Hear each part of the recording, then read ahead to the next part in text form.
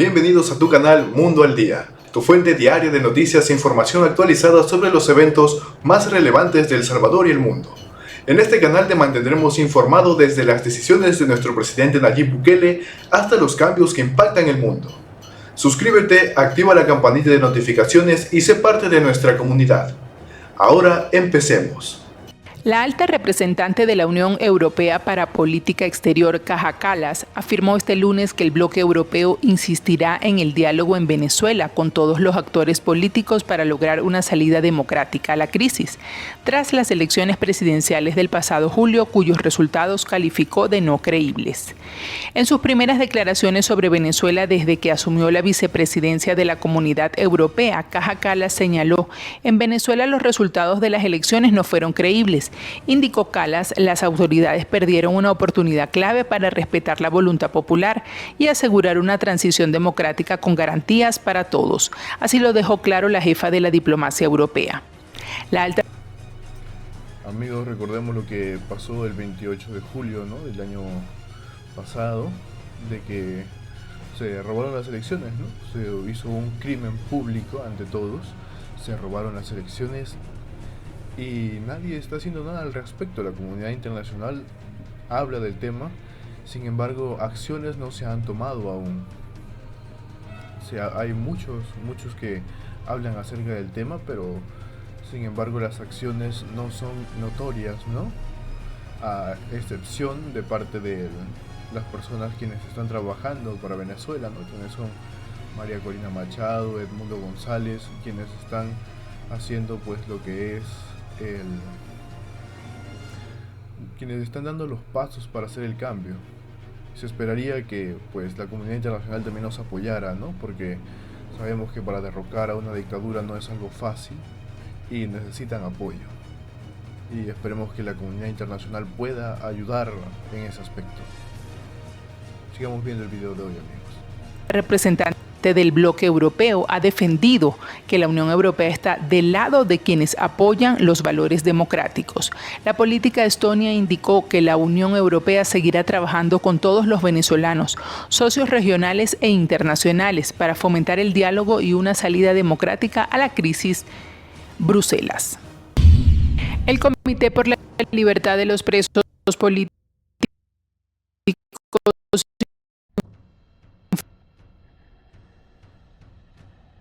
Disculpen, amigos, parece que estamos teniendo un poco de inconvenientes. Informó sobre la ruta por Disculpen, amigos, hay una pequeña transición, ¿no? Están hablando acerca de los presos políticos en esta ocasión, ¿no? Podemos ver en las imágenes que las familias hasta el día de hoy siguen aclamando sus presos políticos que han sido capturados por ayudar a la libertad de Venezuela, o sea, por hacer prácticamente lo que la dictadura no quiere, ¿no? Pero de igual manera la dictadura está tratando de asemejarse, por así decirlo, a una democracia para no tener problemas, y sin embargo toma de presos a muchas personas, y los mantiene en estado inhumano. Esto no es algo que sea positivo, y por este mismo hecho es que ya deberían estar actuando los organismos internacionales, y no lo hacen. No lo están haciendo ni por este hecho, ni porque se ha vulnerado la democracia, ni porque está vulnerándose la libertad, ni porque se han robado elecciones democráticas. No lo están haciendo. Y la libertad que iniciarán los familiares, amigos, defensores de derechos humanos, trabajadores, organizaciones sociales, gremiales y de derechos para unir sus voces en donde exigen la libertad de los presos políticos en Venezuela. Desde el lunes 24 de febrero al viernes 28 de febrero recorrerán diversas instituciones del Estado venezolano para denunciar las violaciones sistemáticas a los derechos fundamentales y demandar acciones concretas a la liberación inmediata de todos los presos políticos. Justicia, Defensa del Pueblo, Ministerio para el Servicio Penitenciario y Ministerio de sus presos políticos. Según Amoroso, esta decisión responde a las solicitudes de distintos sectores políticos y busca incentivar la participación ciudadana en el proceso electoral. El Consejo Nacional Electoral decide: segunda consulta popular para escoger proyectos de los circuitos comunales para el domingo 27 de abril de 2025. Elecciones para Asamblea Nacional, gobernadoras, gobernadores de Estado y consejos legislativos regionales para la fecha del domingo 25 de mayo de el 2025. Esto producto de la sugerencia de los distintos factores democráticos del país. Hasta la fecha, el CNE no ha publicado las actas oficiales de los comicios presidenciales del pasado 28 de julio de 2024. En esa ocasión, Amoroso proclamó a Nicolás Maduro como ganador, pero sin presentar los resultados detallados. Frente a esta nueva convocatoria electoral, Edmundo González Urrutia y la líder opositora María Corina Machado rechazaron la medida, insistiendo en que primero debe reconocerse el resultado de las presidenciales, hacer valer el mandato que nos dio el pueblo, sostuvo González, quien consideró que estos nuevos comicios buscan desviar la atención con falsas elecciones. El presidente de Estados Unidos, Donald Trump, aseguró que la licencia que le permite a la empresa Chevron comprarle petróleo a PDVSA bajo el control del régimen de Maduro se encuentra bajo revisión. En una conferencia de prensa desde Florida, el mandatario norteamericano reiteró que el hecho de que el anterior gobierno de Joe Biden levantara algunas sanciones contra Nicolás Maduro tanto solo fortaleció al líder del régimen. Asimismo, también admitió que hay contactos entre su gobierno y el chavismo para que en Venezuela sigan recibiendo los vuelos de deportación de migrantes ilegales desde Estados Unidos. Sin embargo, subrayó que su administración no aprobaría la compra de crudo a PDVSA. Hay conversaciones muy importantes con distintos miembros del gobierno y en cuanto a Venezuela todavía es temprano, pero no le estábamos comprando nada a Venezuela, explicó. En su discurso a los medios, Trump celebró haber logrado que Maduro recibiera en Venezuela a los deportados, que aseguró fueron enviados por el propio régimen chavista durante la administración Biden. No se han anunciado nuevos vuelos de deportación de irregulares y aunque diferentes organizaciones no gubernamentales rechacen esta política de expulsar migrantes debido a la crisis y persecución que todavía existe en Venezuela, todo parece indicar que el gobierno de Trump seguirá adelante con su objetivo. La administración del presidente Donald Trump ha puesto fin de manera oficial a los programas de parole humanitario y Unidos por Ucrania, que permitieron la entrada legal a Estados Unidos de cientos de miles de migrantes bajo la administración Biden. Desde hace un mes, las solicitudes para estos programas estaban congeladas por orden del presidente Trump, argumentando preocupaciones sobre seguridad nacional y fraude. Dichos alivios migratorios estaban destinados a personas de Venezuela, Cuba, Nicaragua, Haití y Ucrania. Según un memorándum publicado por CBS News, la suspensión se mantendrá vigente de manera indefinida mientras el gobierno refuerza sus mecanismos de verificación y control. Aún no se ha determinado cuántos solicitantes se verán afectados, pero la medida podría tener un impacto significativo en aquellos que esperaban obtener beneficios migratorios. Los programas de parole humanitario y Unidos por Ucrania fueron implementados durante la administración Biden con el objetivo de brindar un acceso legal a personas que huían de crisis humanitarias y conflictos. Diversas organizaciones de derechos humanos y defensores de migrantes han manifestado su preocupación por las posibles consecuencias humanitarias de esta decisión. 28 de julio en Venezuela. Así lo dio a conocer el ministro de Justicia y Derechos Humanos de Chile, Jaime Gajardo, esta semana en entrevista con la agencia de noticias EFE. Aclaró que aunque su gobierno no reconoce a Nicolás Maduro, dijo que negar la legitimidad de las elecciones venezolanas y reconocer a González como presidente legítimo son dos cosas completamente distintas. Gajardo aseguró además que su país siempre está disponible para retomar las relaciones diplomáticas con Caracas. Esto luego de que el líder del régimen ordenara la salida de la diplomacia chilena de Venezuela, después de que el presidente Gabriel Boric criticara el proceso electoral y no lo reconociera como ganador en los comicios de 2024. Está con nosotros Jorge Sanz, analista internacional y académico de la Universidad del Desarrollo en Chile. Gracias por estar con nosotros. Encantado de conversar con ustedes. Muy buenas tardes. ¿La Realpolitik en boga?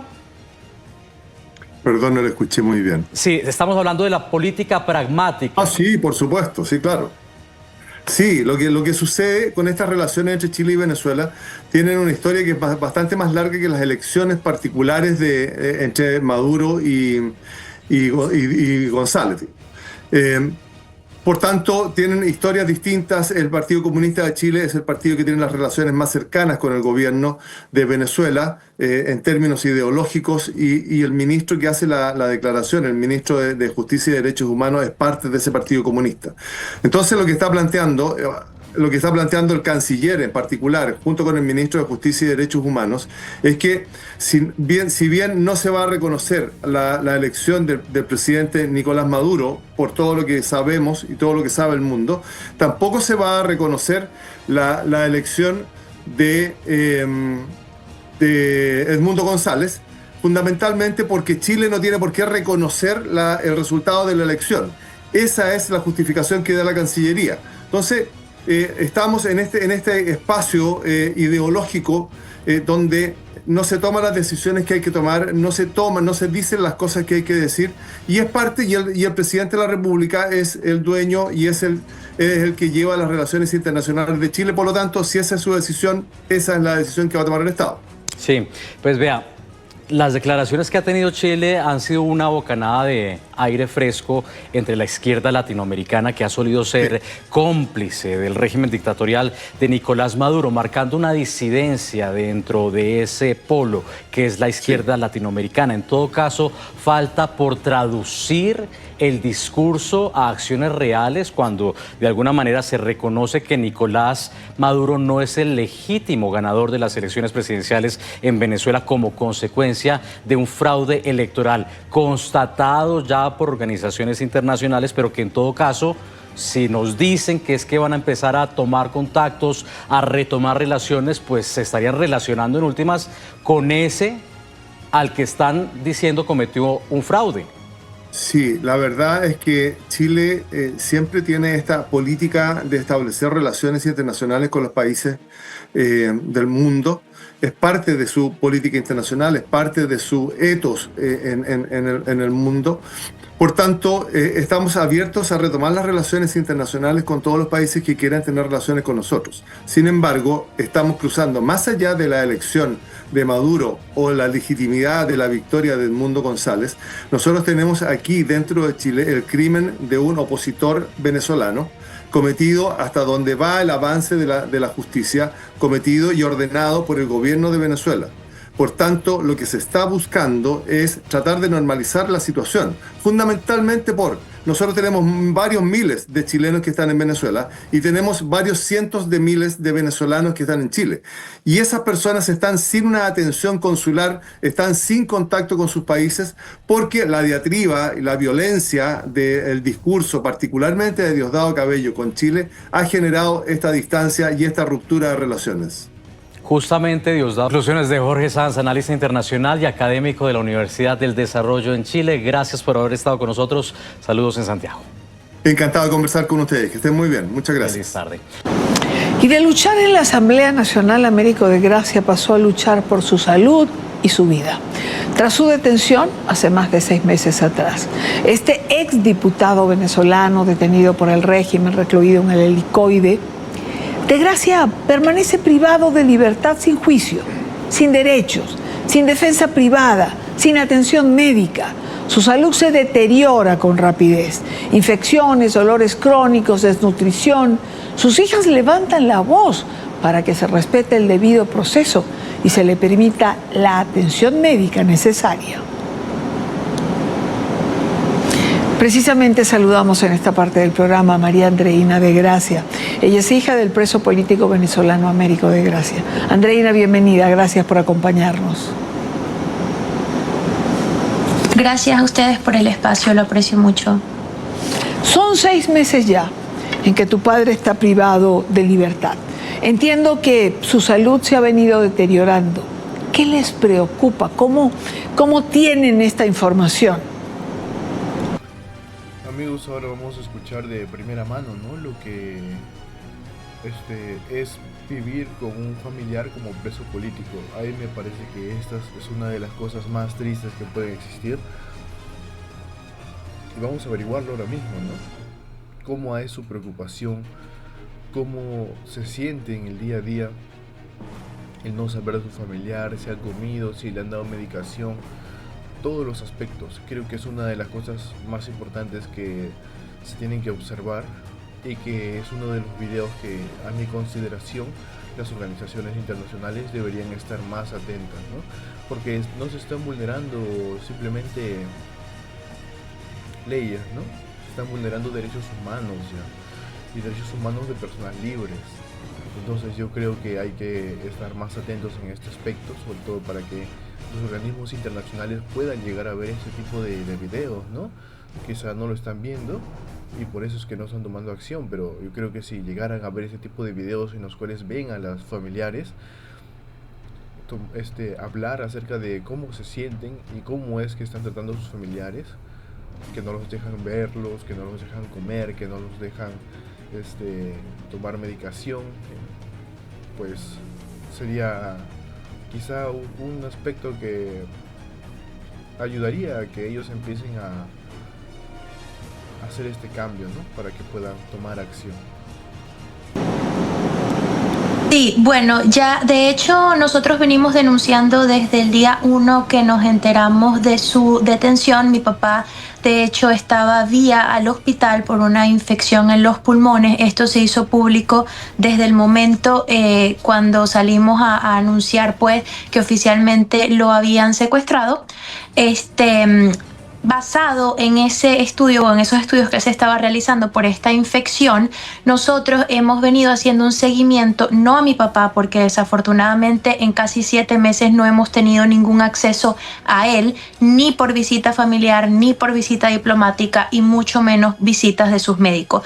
Pero sí hemos venido haciendo un seguimiento con sus médicos de confianza que lo venían tratando para nosotros entender qué podría estar pasando, básicamente, basado en el cuadro crítico que él estaba experimentando hace 6 meses. Entonces, el pasado viernes nosotros tuvimos una reunión, como te digo, con sus médicos de confianza, en donde ellos nos hicieron un reporte basado en todos los test o en todos los exámenes que le realizaron a mi papá el pasado agosto, para que nosotros pudiéramos salir públicamente explicando la gravedad del asunto y pidiendo que nos permitan una visita médica, que es un derecho legítimo, no es que estamos inventando nada acá, por la gravedad de salud.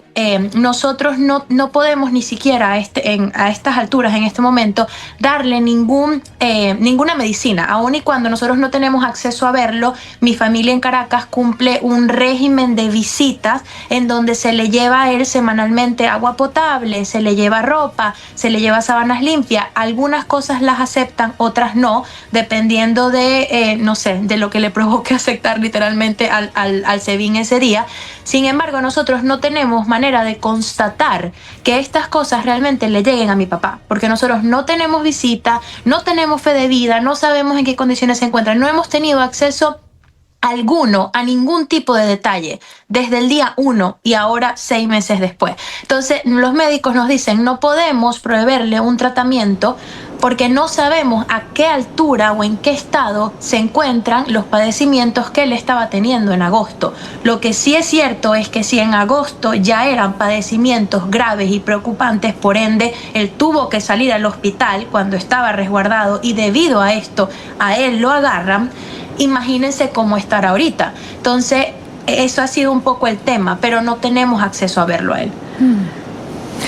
Y en todo caso, ¿cómo se entiende no reconocer el triunfo de Edmundo González cuando se admite además que no fue Nicolás Maduro el que ganó? Y se lo pregunto porque de la izquierda hemos escuchado esta posición que dice que los gobiernos extranjeros no son los que deciden los ganadores en las elecciones presidenciales, pero es que acá no les estamos pidiendo a los gobiernos extranjeros decidir quién ganó per se, sino objetivamente mirar la voluntad de los venezolanos expresada en las urnas y probada así en las actas que difundió la oposición, que han sido reconocidas, como usted lo decía, por el Centro Carter. Y entre otras, el gobierno chileno, con Gabriel Boric, también ha llamado a organizaciones independientes a verificar ese resultado y había dicho en su momento que no reconocería los resultados hasta tanto eso no ocurriera. Pero es que ya ocurrió.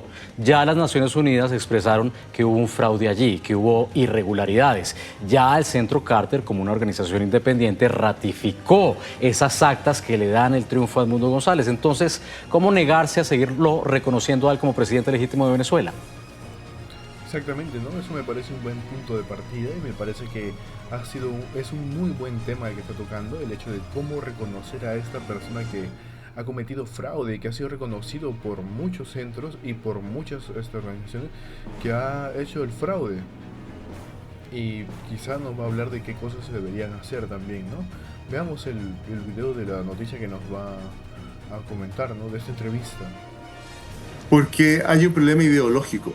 El sentido común nos dice que efectivamente el que ganó las elecciones, comprobadamente, es Edmundo González. Pero hay un problema ideológico que mantiene a Nicolás Maduro, no lo reconoce como presidente, pero la amistad ideológica que existe entre el Partido Comunista Chileno y el gobierno de Nicolás Maduro impide al gobierno de Chile dar ese último paso, que es el reconocer, ¿no es cierto?, a Edmundo González como el presidente electo. Ese es el punto central que impide al presidente Boric definir quién ganó las elecciones. Por tanto, la justificación que da la Cancillería para no dar ese paso es que la Cancillería no tiene las atribuciones para reconocer al ganador de las elecciones de Venezuela. No puede nombrar al ganador de las elecciones de Venezuela. Sin embargo, en un primer minuto el discurso era: no puedo reconocerlo porque no tengo las actas. Bueno, hoy día están las actas, tal como usted lo señalaba, pero ese paso no se puede dar solamente por una cuestión ideológica, aun cuando entiendo que el presidente Boric ha manifestado en círculos más cerrados y más cercanos que efectivamente él sabe que las elecciones las ganó Edmundo González. Según la perspectiva de sus médicos tratantes, ¿cuál sería el diagnóstico? Es decir, ¿en qué aspectos se habría venido deteriorando tu papá? Exactamente. Bueno, yo los términos médicos como tal, la verdad no los manejo porque son nombres un poco raros para mi jerga. Sin embargo, te puedo enviar si necesita la copia de los informes médicos, pero en palabras más coloquiales, para que todos entiendan un poco, él tiene una bacteria en los pulmones que afecta su sistema respiratorio, ¿ok? Es básicamente como un tipo de asma, por decirlo de alguna manera. No es asma, es una bacteria pulmonar donde se le dificulta respirar, y obviamente esto trae algunas otras complicaciones que hasta al punto de llegar a hemorragias. Mi papá también es una persona operada de una cirugía bariátrica y por ende está en alto riesgo de sufrir una deshidratación, descompensación, desnutrición si no lleva una alimentación adecuada para su régimen alimenticio, y a su vez si no le otorgan o si él no se toma las vitaminas adecuadas, el hierro, la vitamina B12, el multivitamínico especial para operados de bariátrico. O sea, es un régimen bastante estricto que él tiene que cumplir. A su vez, mi papá en las últimas elecciones a gobernador, él se postuló a gobernador del estado Bolívar. Para quien no conoce, el estado Bolívar en Venezuela es el estado con muchísima descendencia indígena, caseríos, mucha flora, fauna. Mi papá, en medio de esta campaña electoral, asumimos que fue en este momento, según lo que concuerdan los médicos, él fue picado por una garrapata, ¿ok? Eso tiene un otro término médico, te digo, no los manejo, pero él ahorita también tiene esa enfermedad que se la diagnosticaron aproximadamente 2 meses antes de que lo encarcelaran, ¿ok? Esa enfermedad causa muchísimos efectos secundarios como pérdida de la memoria, como desmayo, cansancio extremo, convulsiones, un montón de cosas. Evidentemente eso él no está siendo tratado por eso, y lo que estamos exigiendo hoy no es que nos den un informe médico actualizado por médicos del SEBIN, si es que ellos ofrecen ese servicio, es que los médicos de confianza de mi papá y de nuestra familia entren a verlo a él. Cabello habló del caso esta semana desde Venezuela. El ministro de Justicia del régimen cuestionó con ironía las declaraciones del ministro de Justicia de Chile. Recordemos lo que decía, escuchémoslo. Chile la de Bobori, la del bobo, no reconocerá a Edmundo González como presidente de Venezuela y está dispuesto a retomar las relaciones bilaterales con el gobierno de Maduro. Pobre gente, vale. No, pobre gente, vale. Ay, Dios querido. Así que no puede ser que hace 3 semanas, 4 semanas, estaban hablando pendejadas de nosotros. Y ahora, en este momento, ¿qué ha pasado en estas 4 semanas que lo ha hecho cambiar de opinión? ¿Le ha servido al régimen madurista esa diatriba, esa posición quizá ambigua que está adoptando ahora Chile? La verdad es que Chile no tiene una posición muy ambigua. Aquí en Chile hay un problema entre el Partido Comunista que está dentro del gobierno, pero la forma en que el Partido Comunista se maneja en todas partes es una parte en el gobierno y una parte afuera del gobierno. Y lo que tenemos aquí es que el ministro de Justicia es parte de ese Partido Comunista que tiene y establece relaciones ideológicas y muy cercanas con los líderes del partido gobernante en Venezuela, particularmente con Diosdado Cabello. Por tanto, ahí hay una relación personal entre el ministro de Justicia que hace la declaración y las definiciones que toma el presidente de la República de no reconocer a Maduro. Y las relaciones se empiezan a agravar cuando aparece la línea investigativa del crimen del teniente Ojeda apuntada directamente a el gobierno de Venezuela. Entonces, la declaración que hace el ministro de Justicia, si bien es cierto, es parte de la diplomacia chilena de establecer relaciones con todo el mundo, pero esta insolencia de Venezuela, esta insolencia del embajador cuando se va de Chile, que hace unas declaraciones que no son muy afortunadas, porque él plantea, Arévalo Méndez cuando se va a Chile, él plantea que hay que dejar a los fascistas tranquilos y él se va, ¿no es cierto? Como si nosotros fuéramos los fascistas y muere el fascismo cuando va en el auto. Entonces, toda esa insolencia en la relación que tiene Venezuela con Chile particularmente, es muy difícil que haga una normalidad en las relaciones diplomáticas entre Chile y Venezuela. Entonces, tenemos 2 problemas. Uno, desde el gobierno, desde el presidente de la República, que no reconoce a Nicolás Maduro, y otra parte es la fuerza que hace el Partido Comunista como partido del gobierno, pero que no tiene la voz oficial del gobierno. Estamos en eso y por eso es que parece tan curiosas estas declaraciones. Pero las relaciones internacionales en Chile las lleva el presidente Boric, el presidente de la República, que además es jefe de Estado, y él define la línea. Y en esa línea está no reconocer a Maduro y además no reconocer el triunfo de Edmundo González, aun cuando tenemos la convicción y tenemos la certeza de que el Centro Carter, las organizaciones internacionales, los veedores internacionales, las actas que se han presentado, todos demuestran que efectivamente Edmundo González ganó las elecciones. Entonces, estamos en esta posición curiosa. Nosotros necesitamos normalizar relaciones con Venezuela porque tenemos cientos de miles de venezolanos indocumentados en Chile que no pueden hacer ningún trámite. Y tampoco se ha normalizado lo que se hace habitualmente, en que un tercero tome las relaciones internacionales y haga, ¿no es cierto?, los trámites diplomáticos que es necesario hacer. Nosotros no tenemos representación de un tercer país ni en Venezuela, y Venezuela no tiene la representación de un tercer país en Chile. Por tanto, las relaciones están cortadas, no hay relaciones, y los ciudadanos de ambos países tienen muchos problemas que solucionar y no lo pueden hacer.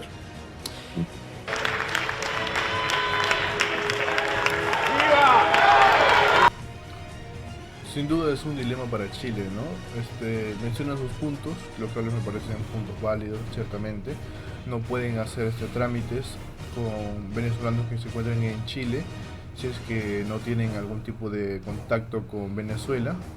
Sin embargo, también él lo menciona, ¿no? No es ambiguo para ellos en su punto de vista. Sin embargo, para la visualización, ¿no?, que es internacional, a la visualización de los medios, pues sí le vemos un poco de ambigüedad, ¿no?, al caso.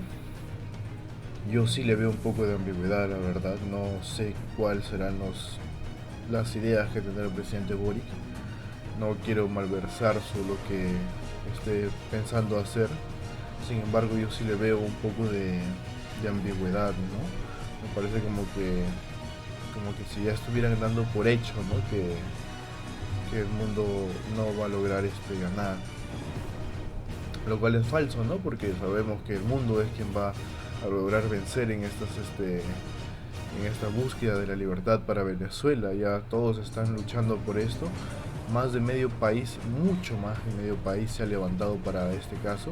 Y sabemos que en cuanto la justicia y la libertad llegue a Venezuela, va a caer Maduro junto con sus tiranos, su grupo cercano, y que todos sus avales o las personas que apoyaban a Maduro van a desaparecer. Ya no va a haber nadie que apoye a Maduro. Así que no hay que perder las esperanzas. Sabemos que vamos a ganar, sabemos que la libertad va a prevalecer y sabemos que el pueblo venezolano no se va a dar por vencido ante cualquier cosa que se vea y que parezca desfavorable, porque saben ellos que va a ser un ganar-ganar para el pueblo venezolano. La distinción otorgada por una coalición de más de 30 organizaciones civiles reconoció su papel en la lucha democrática en Venezuela. González Urrutia asistió a este evento en Ginebra, Suiza, mientras María Corina Machado, quien permanece en la clandestinidad, participó de forma virtual. En su discurso, González Urrutia destacó que el premio no solo lo representa a él, sino a todos los venezolanos que continúan resistiendo en medio de la crisis. Afirmó que es un testimonio de la resistencia de un pueblo que ante la adversidad ha decidido no rendirse. Es un premio que no tanto es para mi persona, sino para los cientos y miles de venezolanos que están trabajando muy fuerte en Venezuela por la restitución de los valores democráticos en el país. Un mensaje muy fuerte que estamos enviando para todos los países en donde se violan los derechos humanos, y es un mensaje muy firme y muy claro a la comunidad internacional del nivel de compromiso que tenemos con esta materia. Si yo les dijera a ustedes el número de kilómetros que hemos invertido en estos últimos días, se asombrarían. Y eso es lo que nos da ese ánimo para seguir en esta lucha y continuar convenciendo en el exterior lo cuanto ocurre en Venezuela. González Urrutia destacó que María Corina Machado encarna el espíritu inquebrantable de nuestra nación y agradeció a cada venezolano que ha hecho del coraje una forma de vida. Por su parte, María Corina Machado pudo intervenir a través de un mensaje de video en el que aseguró que seguirá luchando hasta el final, hasta que la justicia impere de nuevo en Venezuela y podamos traer a nuestros hijos de vuelta. Por medio de un comunicado, el Comando con Venezuela explicó que el generador eléctrico había estado funcionando con racionamientos durante los últimos 3 meses, desde que funcionarios de Corpoelec, la empresa estatal de electricidad, se llevara los fusibles del recinto que permanece bajo la protección del gobierno de Brasil. Los asilados alertaron que se trata de una situación de emergencia que amerita una reacción y solución inmediata.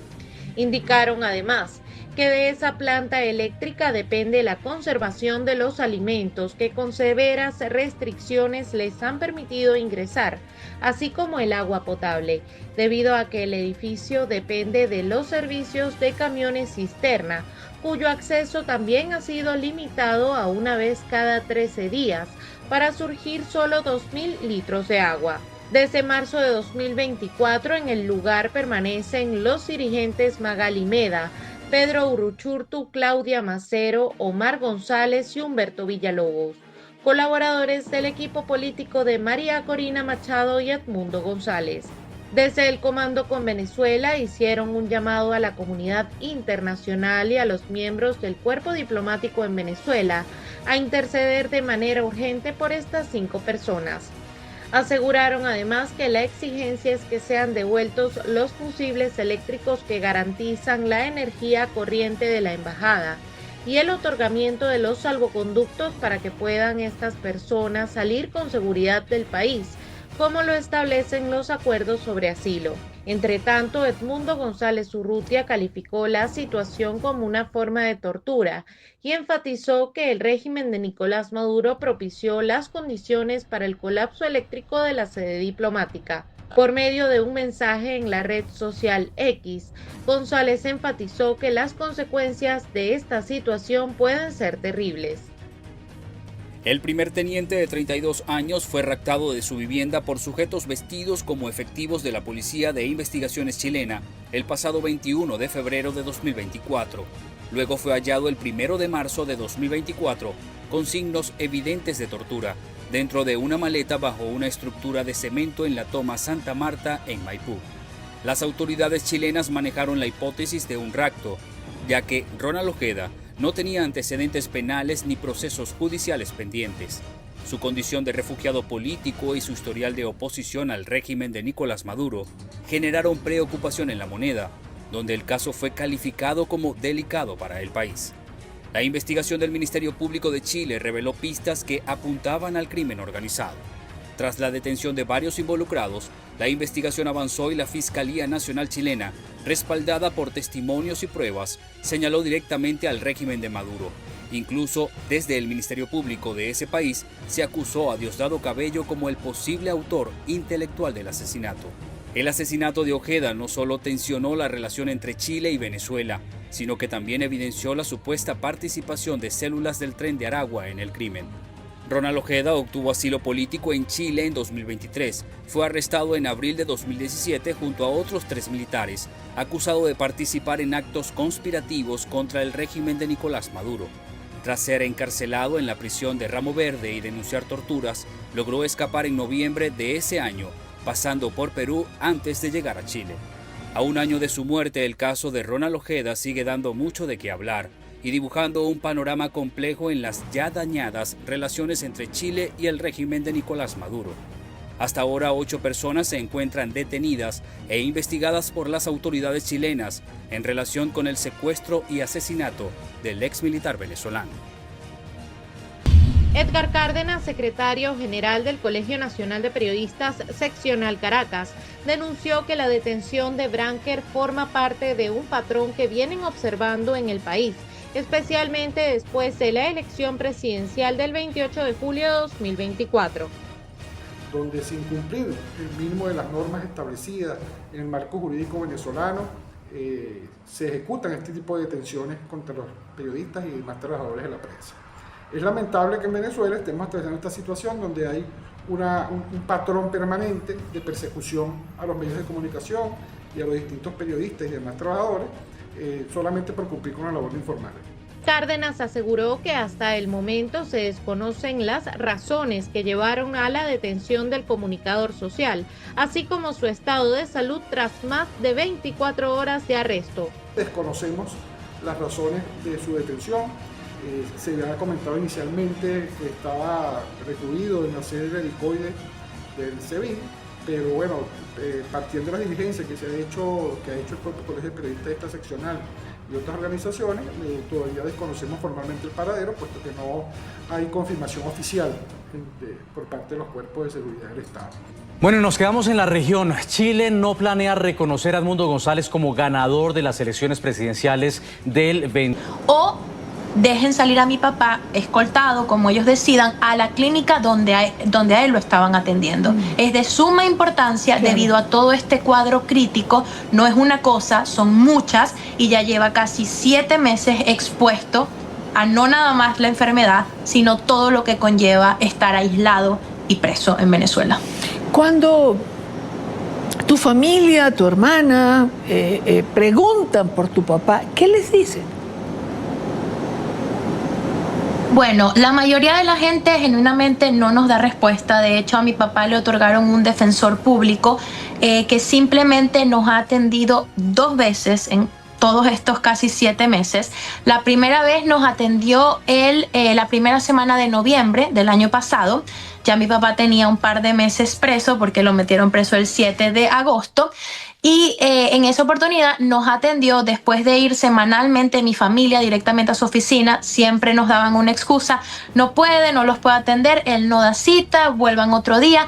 Ese día la representación de Italia en Venezuela nos acompañó a la oficina del defensor público, ¿ok? Para exigir la atención y a su vez una visita diplomática, ¿ok? Entonces, ¿qué pasa? Ese día finalmente el defensor público atendió a mi familia, sin embargo no dejó pasar a los representantes de Italia a la oficina. A ellos no los atendieron, ¿ok? Ese día la única información que él le dio a mi familia fue que a mi papá le habían hecho una audiencia preliminar vía Zoom el 28 de octubre, o sea, una semana antes de que él nos atendiera. Él le pedimos acceso al expediente o una copia del expediente. Él dijo que él no manejaba eso, aun y cuando él es su defensor público, no debería tener acceso a los delitos que le están dando, al expediente, detalles de lo que se habló en la audiencia. Él nos dijo: esto no depende de mí, yo simplemente le estoy informando la única información, valga la redundancia, que yo tengo, y es que se llevó a cabo esta audiencia, no sé detalles. Después de eso mi familia siguió acudiendo. Él nunca los recibió hasta hace 2 semanas, si mal no recuerdo, que finalmente volvió a abrirnos las puertas porque mi familia redactó un documento exigiendo el derecho a la visita familiar, diplomática y médica, y se la fueron a llevar para que él la presente a instancias pertinentes, ya que nadie nos recibe a nosotros como familia y tampoco nos aprueban el derecho a la defensa privada. Por ende, tenemos sí o sí que acudir a él, que tampoco está haciendo nada, evidentemente. ¿Cuál fue la respuesta de este defensor? Lamentablemente, yo no puedo recibir la documentación que ustedes están tratando de consignar. ¿Por qué? Porque no hay nada que yo pueda hacer. Aquí, dicho por él, aquí no se está llevando un proceso legal. Esto es un preso de los de arriba. No hay nada que yo pueda hacer. Esta fue la defensa la respuesta del defensor público asignado al caso de mi papá. Ahora, como te digo, mi familia está acudiendo semanalmente al SEBIN a cumplir este régimen de visita, en donde realmente no visitamos a mi papá porque hace casi ya 7 meses no lo hemos visto. Ellos no dan respuesta de nada. A ti te agarran la bolsita que tú lleves, la abren, la revisan, esto sí, esto no, basado en qué sí o no, nadie sabe, dependiendo de quién te atiende ese día. Hay días que agarran todo, hay días que pasan nada más las sábanas, hay otros que revisan todo para que no entren notas, para que no tengamos ningún tipo de comunicación, cosa que ha sido así. Nosotros no tenemos ningún tipo de comunicación con mi papá. Entonces, quizás esto no responda a tu pregunta, porque no tengo una respuesta que darte. ¿Por qué? Porque nadie nos atiende, nadie nos dice nada, no nos permiten ningún tipo de información o acceso, no solo a él, sino a su proceso legal, a su proceso de salud, nada. O sea, todo es un hermetismo.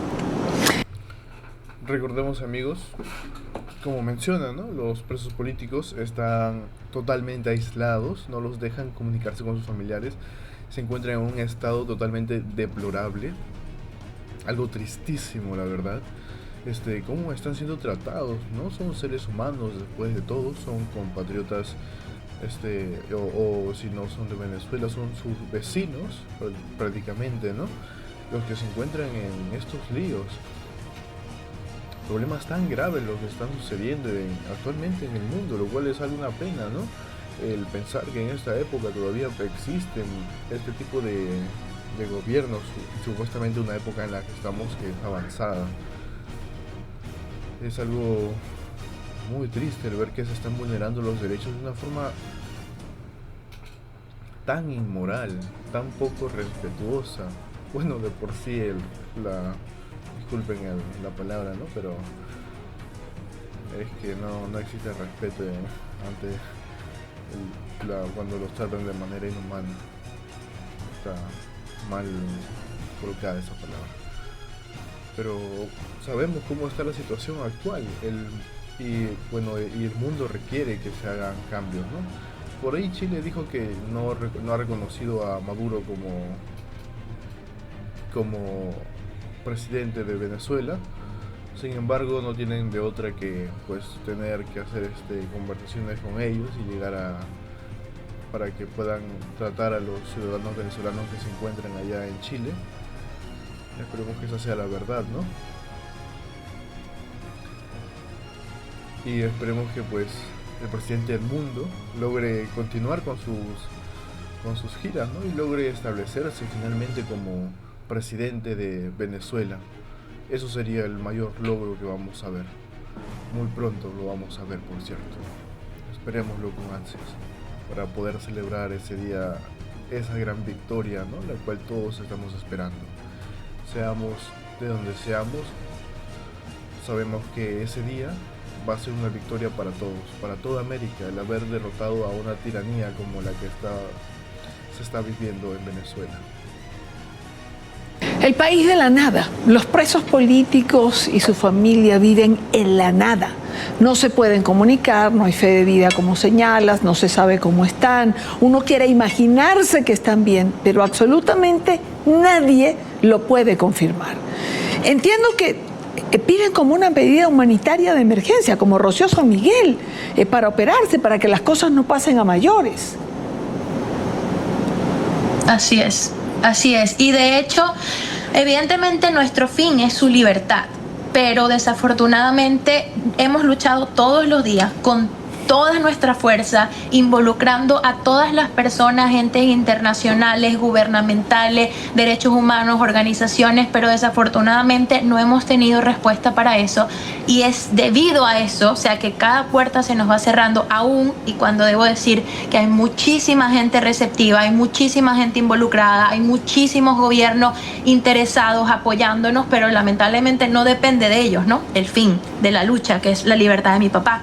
Entonces, debido a esto es que nos pusimos a trabajar con los médicos de él para, bueno, de una vez por todas, informar al mundo, bueno, ok, no podemos lograr su libertad inmediata, aun cuando es nuestra meta, aun cuando es lo que queremos.